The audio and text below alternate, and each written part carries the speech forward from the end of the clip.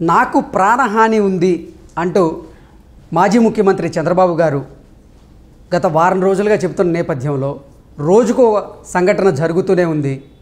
మొన్న హెలిప్యాడ్ దారి తప్పడం, ఆ తరువాత ఆయన స్టేజ్ మీదకి అభిమానుల పేరుతో పైకొచ్చి దాడి చేసేటువంటి ప్రయత్నం చేయడం, ఈరోజు చింతలపూడికి సంబంధించినటువంటి సభకు ఆయనకు బయలుదేరుతుంటే అక్కడ బాంబు కలకలం, ఇవన్నీ కూడా చూస్తూ ఉంటే చంద్రబాబు నాయుడికి సంబంధించినటువంటి ప్రాణాలకు ముప్పు ఉంది అనేది స్పష్టంగా తెలియజేస్తుంది అంటూ కూడా కొంతమంది రాజకీయ విశ్లేషకులు వారి శైలిలో విశ్లేషణ చేస్తున్న నేపథ్యంలో అసలు నిజంగానే చంద్రబాబు ప్రాణాలకి ముప్పు ఉందా అనే విషయానికి సంబంధించి మనతో మాట్లాడేందుకు ప్రముఖ సీనియర్ జర్నలిస్ట్ డివిఎస్ గారు మనతో ఉన్నారు. ఆయనతో మాట్లాడదాం. సార్ నమస్తే. సార్ నమస్తే. సార్, ప్రతి సభలో కూడా చంద్రబాబు గారు నా ప్రాణాలకి ముప్పు ఉంది అంటూ చెప్తూ వచ్చారు. దానికి తగ్గట్టుగానే గతంలో ఆయన ప్రయాణిస్తున్నటువంటి హెలికాప్టర్ దారి తప్పడం, మొన్న ఆయన ఒక సభలో ఆయన మాట్లాడుతూ ఉండగా అభిమానుల పేరిట కొంతమంది ఆయన మీదకి దూకేటువంటి ప్రయత్నం చేశారు, అదొకటి. ఈరోజు చింతలపూడి సభలో బాంబు కలకలం, ఇవన్నిటిని చూస్తుంటే ఏమనిపిస్తుంది సార్? నిజంగానే చంద్రబాబు గారికి రానున్న ఎన్నికల దృష్ట్యా ఆయన ప్రాణాలకు ముప్పు ఉందా అంటే ఏం చెప్తారు సార్? అంటే ఇప్పుడు అసెంబ్లీ సమావేశాలు జరిగిపోతున్నాయి. ముఖ్యమంత్రి జగన్మోహన్ రెడ్డి గారు కూడా ఒక తీర్మానం చేసే ఆంధ్రప్రదేశ్ పేరు మార్చేసి భయాంధ్రప్రదేశ్, నేరాంధ్రప్రదేశ్, గూండాంధ్రప్రదేశ్, ఈ విధంగా ఏదన్నా మాఫియా ఆంధ్రప్రదేశ్. గత 5 ఏళ్లలో ఆంధ్రప్రదేశ్లో అశాంతి, అభద్రత, ప్రజలు ఎలా ఇబ్బంది పడుతున్నారు, సామాన్య జనజీవనం ఎలా ఇబ్బంది పడుతోంది. అసలు ఇప్పుడు ఈరోజు హైకోర్టు కామెంట్స్ కూడా మనం చూడాలి. ఇవాళ ఏదో కేసులో హైకోర్టు ఏమంటోంది, అసలు ప్రజాప్రతినిధులకే రక్షణ లేదా, మా మీద కేసులు పెడతారు, మమ్మల్ని అరెస్ట్ చేస్తారని వాళ్ళు కోర్టులకు రావడం ఏంటి? 41A ఇవ్వాల్సిన కేసులో అరెస్ట్ ఎలా చేస్తారు అని ఒక ఎమ్మెల్యే ఇవాళ కోర్టుకు ఏదో కేసులో నన్ను అరెస్ట్ చేసే అవకాశం ఉందని వేసిన పిటిషన్ మీద తీవ్రమైన ఆగ్రహం ప్రకటించింది. ప్రజాప్రతినిధులకే రక్షణ లేకపోతే ఆంధ్రప్రదేశ్లో సామాన్యులకు రక్షణ ఎక్కడ? ఇప్పుడు ప్రతిపక్షాలని టార్గెట్ చేస్తున్నారు, ప్రతిపక్ష నాయకుల్ని జైళ్లలో వేస్తున్నారు. మాజీ ముఖ్యమంత్రినే 53 రోజులు జైల్లో వేశారు. ఆయనపైనే దాడులు జరిగాయి, వరుసపెట్టి దాడులు కదా చంద్రబాబు పైన. గత 5 ఏళ్లలో అంటే జగన్మోహన్ రెడ్డి ముఖ్యమంత్రి అయిన దగ్గర నుంచి చంద్రబాబుపై ఎన్ని దాడులు జరిగాయి? అంతకుముందు అదే మరి ఆయన మాజీ ముఖ్యమంత్రి కదా, రాజశేఖర రెడ్డి టైంలో ఇలా జరిగినాయా? కిరణ్ రోసేల్ టైంలో ఇలా జరిగిందా? ఇప్పుడే ఎందుకు జరుగుతోంది అంటే నేరాంధ్రప్రదేశ్గా మారిందంటే ఇదే అన్నమాట. అప్పుడు నేరగాళ్ళు అధికారంలోకి వచ్చారు, దాంతో నేరగాళ్ళంతా రెచ్చిపోతున్నారు, స్వైర విహారం చేస్తున్నారు. ఎర్రగొండపాలెంలో మాజీ ఒక మంత్రి షట్టిపది తీసేసి రాళ్లదాళ్ళు ప్రోత్సహించాడు. ఆదిమూలపు సురేష్ ఎర్రగొండపాలెంలో చంద్రబాబు పైన ఆయన క్యాన్వాయ్ ఎటు వస్తుంది, ఆ రోడ్డు వస్తుంటే అటు వెళ్ళారు, ఈ రోడ్డుకు వస్తుందంటే ఇటు వచ్చారు. 100 మంది కార్యకర్తలు రాళ్ల దాడి చేస్తే అక్కడ ఎస్పీజీ స్పెషల్ ఆఫీసర్ తలకాయ పగిలి కుట్లు పడ్డాయి. ఇప్పుడు నందిగామలో రాళ్ల దాడి మనం చూసాం, స్పెషల్ సెక్యూరిటీ ఆఫీసర్ మధు తల పగిలింది. ఎక్కడ ఇప్పుడు అంగళ్ళు చూసావు కదా, అంగళ్ళులో ఇక అది అంతకన్నా భయోత్పాత హింస మనం ఎక్కడ చూస్తాం, యుద్ధకాండ జరిగింది. అంగళ్ళులో మాజీ ముఖ్యమంత్రి ఏదో మైనింగ్ అక్రమాలు ప్రశ్నించడానికి తెలుగుదేశం అధినేత చంద్రబాబు వెళ్తే వీళ్ళు దానికి ముందే ఏదో ఒక టెంట్ వేసుకుని ఆయనకి ఏదో వినతి పత్రం ఇవ్వటానికి కొంతమంది గుమిగూడినట్టుగా కూడి వాళ్ళు ఆయన పైన రాళ్లదాడి కురిపించారు. చివరికి మళ్ళీ చంద్రబాబు మీదే హత్యాయత్నం కేసు పెట్టారు, 307. ఆయన క్యాన్వాయ్లో వెహికల్ మీద ఉంటే ఆయన వీళ్ళని చంపుతాడా? మాజీ ముఖ్యమంత్రి పైనే హత్యాయత్నం కేసు పెట్టిన రాష్ట్రం ఎక్కడన్నా ఉందా? ఒక చంద్రబాబు భద్రత ఇవాళ ప్రశ్నార్థకంగా మారిందంటే నేను ఇవన్నీ చెప్తున్నా. ఆయన ఆల్రెడీ అలిపిరిలో నీకు నక్సలైట్ బాంబు బ్లాస్ట్లో వెంట్రుక వాసులో బయటపడ్డాడు. అప్పటి నుంచే కదా ఆయనకి ఎస్పీజీ ప్రొటెక్షన్ ఇచ్చింది. బ్లాక్ క్యాట్స్ కేంద్రం చూస్తోంది ఆయన భద్రతని ఇన్నేళ్లుగా. ఆయన కాపాడుకుంటున్నారు. ఆ బలగాలను కూడా తగ్గించేశారు.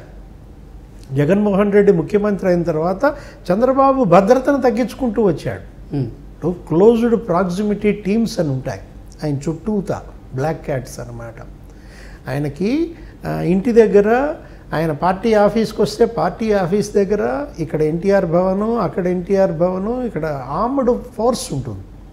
అంటే నీకు తుపాకులు పెట్టుకుని ఉంటారన్నమాట ఎప్పుడు, ఎందుకంటే ఆల్రెడీ గతంలో అటాక్ జరిగింది కదా. అలాంటిదే అందరినీ తీసేశాడు.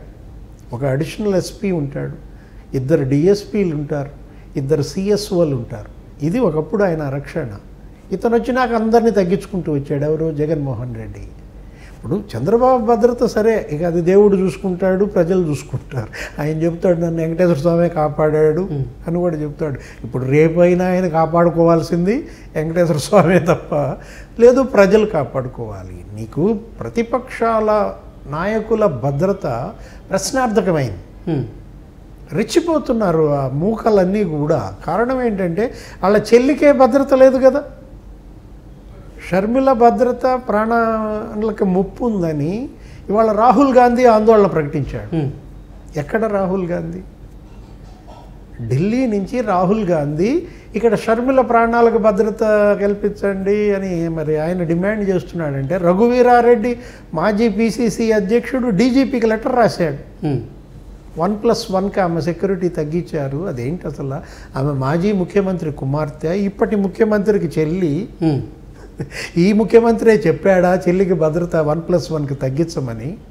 4+4 కల్పించండి, స్పెషల్ ఎస్కార్ట్ వెహికల్ ఒకటి ఇవ్వండి అని రఘువీరారెడ్డి లెటర్ రాశాడు డీజీపీకి.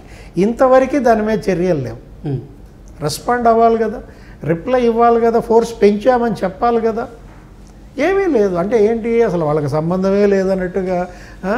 ఏంటి అప్పుడు సునీత బాబాయ్ కూతురు, వివేకానంద రెడ్డి కూతురు సునీత పరిస్థితి ఏంటి?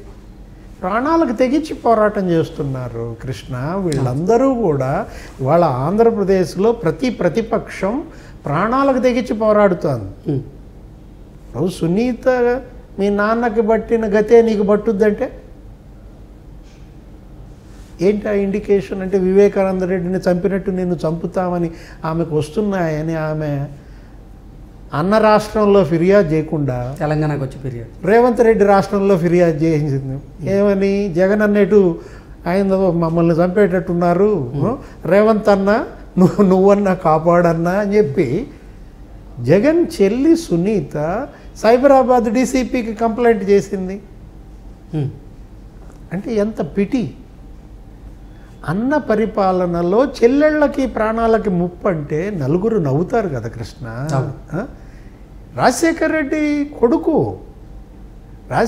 కొడుకు పాలనలో రాజశేఖర రెడ్డి కూతుళ్ళ ప్రాణాలకు రక్షణ లేదంటే రాజశేఖర రెడ్డి పైనుండి కాపాడుకోవాల్సిందే వీళ్ళని, ఎవరి వల్ల కాదనమాట. ఇప్పుడు షర్మిలను కూడా ఏమంటుంది?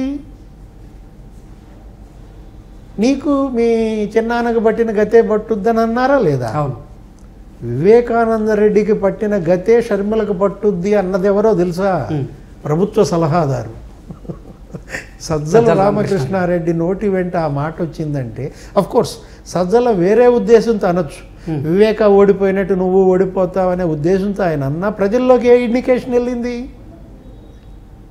వివేక 7 గొడ్డలి వేట్లు, 2 లీటర్ల బ్లడ్, అదే వీళ్ళకు కూడా. మీ తండ్రికి పట్టిన గతే మీకు పట్టిద్దంటే అందరూ ఏమనుకుంటారు? ఆవాడు ప్రాణాలకు ఈయనని చంపుతారనేది వెళ్ళిపోతుంది కదా. ఇప్పుడు సోషల్ మీడియా అదే చేస్తోంది. అసలు వైసీపీ మంత్రులు అదే మాటలు అంటున్నారు, సలహాదారులు అదే మాటలు అంటున్నారంటే ఇక ఎక్కడ దీనికి ఫుల్ స్టాప్? ఇప్పుడు ఆంధ్రప్రదేశ్ పరిస్థితి వేరు, మిగతా 30 రాష్ట్రాల పరిస్థితి వేరు. భారత ప్రభుత్వం మేలుకోవాలి, దీనిపైన రాష్ట్రపతి దృష్టి పెట్టాలి. ద్రౌపది ముర్ము గారు ఆమె ఏంటంటే ఆంధ్రప్రదేశ్లో ఉన్నటువంటి శాంతి భద్రతల పట్ల ఆమె ఆందోళన ప్రకటించాలి. మోడీ, షా దీనిపైన ప్రత్యేక దృష్టి పెట్టి రేపటి ఆంధ్రప్రదేశ్ ఎన్నికలను గనక పూర్తిగా ప్రత్యేక దృష్టితో చూసి ప్రత్యేక నిఘా బలం, అక్కడ ఉన్నటువంటి ఆ సిఆర్పి వీళ్ళందరూ బలగాలు, కేంద్ర బలగాలు ఇక్కడ దిగి ఆంధ్రప్రదేశ్లో గనక ఎన్నికలను గనక పర్యవేక్షించకపోతే, జగన్మోహన్ రెడ్డి ఆధ్వర్యంలోనే ఈ ఎన్నికలు గనక జరిగితే ఏ భయోత్పాతం జరుగుతుందో చెప్పలేం, ఎవరు బతుకుంటారో చెప్పలేం, ఎవరు చనిపోతారో చెప్పలేం. ఇవాళ ప్రజల ప్రాణాలకు ధన మాన ప్రాణాలకు రక్షణ లేదు అనేది అది వేరే విషయం. వాళ్ళు కాదు, ప్రజానాయకులు, ప్రతిపక్ష నాయకులు, మాజీ ముఖ్యమంత్రి ప్రాణాలకే రక్షణ లేదంటే దేవుడే కాపాడాలి. ఇప్పుడు బాంబు కలకలం సార్, ఇది చింతలపూడి. చింతలపూడిలో బాంబు కలకలం అంటే ఇదే కారణం. తెలుగుదేశం శ్రేణుల్లో, తెలుగుదేశం నాయకుల్లో ఆందోళన. ఇంకా ఈ 100 రోజులు ఎలా నడుస్తాయి? రేపు నోటిఫికేషన్ వచ్చినాక ఇంకేం జరుగుతుంది? ఆయన అసలు కథలనిస్తారా? ఆయనపై ఏ దాడి జరుగుతుంది? ఆయనే కాదు, ఒక చంద్రబాబు, ఒక షర్మిల, ఒక సునీత, ఒక పవన్ కళ్యాణ్, అందరిలో కూడా అదే కదా. అంటే ఇంకా ప్రతిపక్షమే లేకుండా చేద్దామని, అసలు పోటీకి ఎవరిని లేకుండా చేద్దామనే ప్రయత్నం జరుగుతుందంటారా? ఎందుకు అసలు ప్రజలే లేకుండా చేస్తే పోలా? అసలు రాష్ట్రాన్నే లేకుండా చేస్తే పోలా? ఇప్పుడు ఏదైనా సరే శృతి మించితే, ఏ అంగమైనా సరే పెరగకూడనంత పెరిగితే ప్రకృతే దాన్ని తెగ నరుకుద్దని మన డార్వినో ఎవరో చెప్పారు. ఏది జీవ పరిణామవాదమో ఏదో అంటాం మనం. అట్లాగే ఇప్పుడు ఈ నేరాలు ఘోరాలు కూడా పెరగకూడనంత పెరిగాయి. ఇక ఈ అంగం కూడా తెగిపడటం ఖాయం. ఆయన అంటాడు కదా, దేవుడు స్క్రిప్ట్ అని. దేవుడే రాస్తాడు రేపు స్క్రిప్టు. అర్థం కాల? పైన దేవుడు, కింద ప్రజలే కాపాడుకోవాలి చంద్రబాబుని, షర్మిలని, సునీతని, పవన్ని, లోకేష్ని. అంతే తప్ప జగన్మోహన్ రెడ్డి ప్రభుత్వం మాత్రం కాపాడదు. Okay sir, thank you so much. నమస్తే.